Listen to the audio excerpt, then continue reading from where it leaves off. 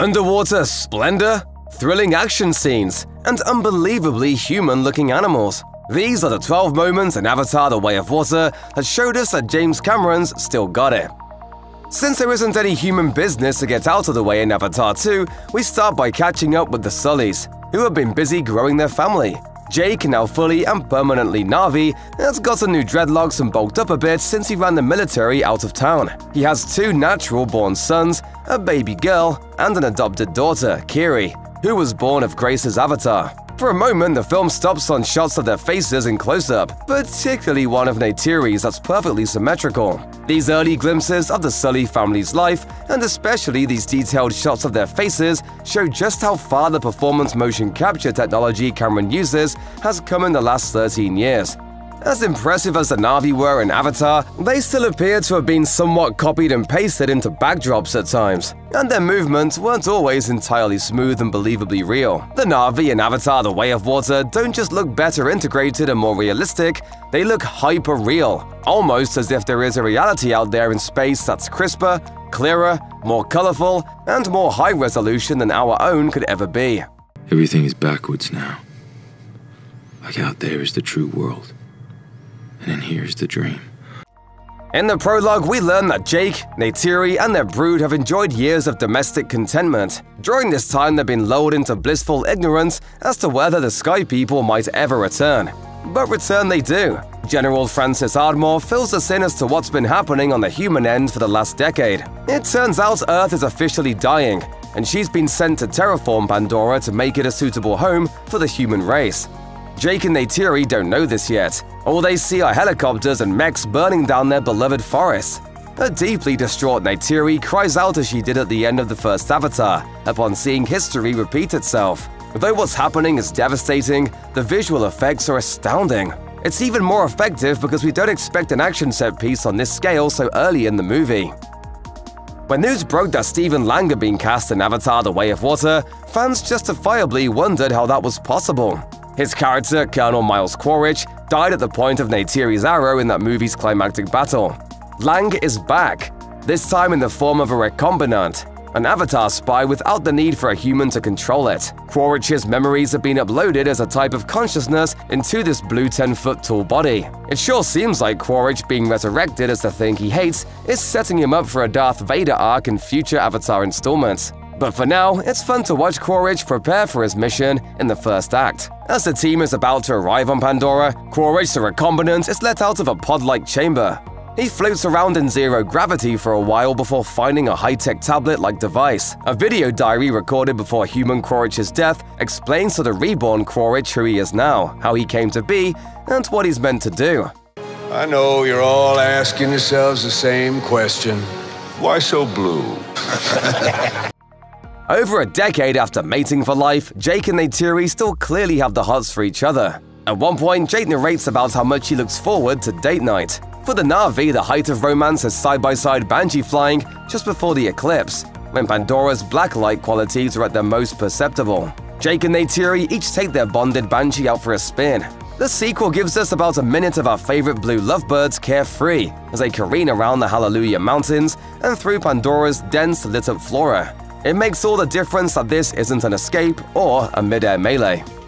Avatar: The Way of Water has more of everything, including subplots. The one that dominates the middle third of the movie is troublemaking son Loak's relationship with the outcast bull Tolkun Payakan. A subplot within this subplot is a mystery of how Payakan lost one of his fins.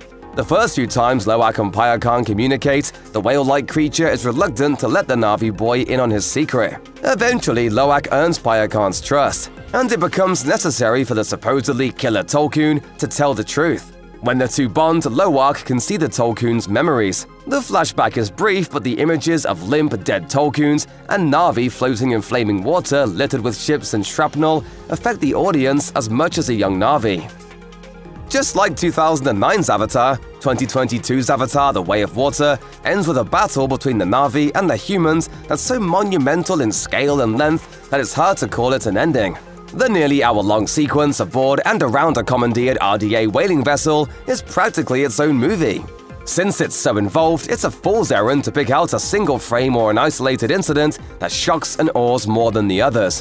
One of the better action set pieces within the epic last act might have reminded viewers of another iconic moment from James Cameron's filmography: the sinking of the Titanic. Jake is about to surrender to Quaritch to save his kids, but the Pandoran whale gives him the chance to attack instead. There are minutes upon minutes of intensity that rival or surpass any action movie of the last 10 years in the scenes that follow. But the tension really ramps up when everyone realizes the whaling vessel is going to sink. Structures begin to break apart, water gushes into hallways, characters slide along surfaces and are sucked into vents. As in Titanic, the sinking ship in Avatar: The Way of Water manages to feel claustrophobic and like the most bombastic action sequence ever at the same time. Though Avatar: The Way of Water ends with its longest and most complex battle, it kicks off with one of the franchise's most visually and narratively interesting conflicts to date. After a short prologue, a title card tells us that a year has gone by since RDA spaceships reappeared in Pandora's skies. Jake, leader of the Amatakaya, has been organizing guerrilla assaults every time General Admiral's forces breach their perimeter. This time, a high-speed train with a cache of weapons and technology is en route through Amatakaya territory. The coordinated Na'vi attack begins as they bomb the track, derail the supply train, and loot the wreckage. This scene wraps up as Jake's sons disobey him and abandon their lookout positions to join the warriors on the ground. But before the family drama, there's plenty of mesmerizing 3D enhanced action. It feels like Jake's insurgency is going to explode right out of the screen. I'm a warrior like you, I'm supposed to fight. Lo'ak and Payakan are arguably the main characters of Avatar: The Way of Water, even though the overarching plot revolves around Jake trying to protect his family while he's unknowingly pushing away his son. After Lo'ak picks a fight with Tonowari and Ronal's kids, Jake makes them apologize and tells them to play nice with the people who have taken them in. Lo'ak tries, but the Metkayina boys are pretty bigoted toward forest dwellers. They lure Jake and Neytiri's second-born son to what they insist is a good fishing spot, and as a sick joke, all but leave him for dead. The scene in which the boy tries to evade Pandora's version of a shark is terrifying, like something out of Aliens or The Abyss.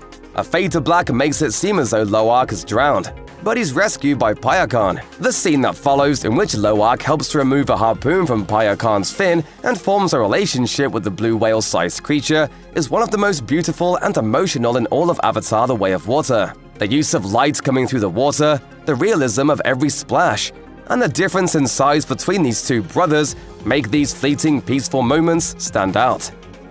In a gripping but difficult-to-watch sequence, Captain Mick pursues Ronal's soul sister, who'd recently given birth to a calf.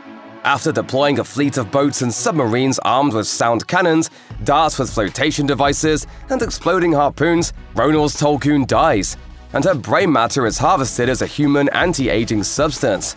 The next hunt doesn't go as well for Captain Mick.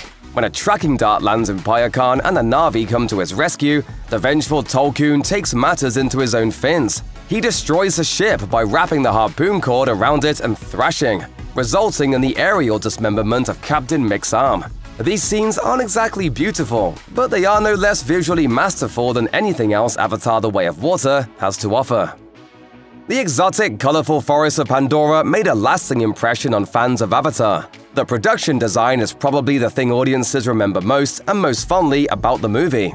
To keep things fresh, Cameron has added to Pandora's world building with the Metkayina Reef, part of a tropical coastal system of Na'vi clans far from Jake and Neytiri's corner of the moon. As the Sully family approaches what they hope will be their refuge, they see misty mountains beset by tree roots that extend into clear green-blue water. Na'vi children play in rocky tide pools that resemble Pandora versions of something humans might see at Yellowstone. Three Brothers rock protrudes out of nowhere like monoliths from the Pacific Northwest. The Metkayina are loosely based on indigenous cultures such as the Maori, and production designers have brought their world to life with texture and depth. When seen in 3D, viewers might be tempted to get out of their seats and try to bounce around the Metkayina's net bridges, or take a bite out of their crystalline fruit.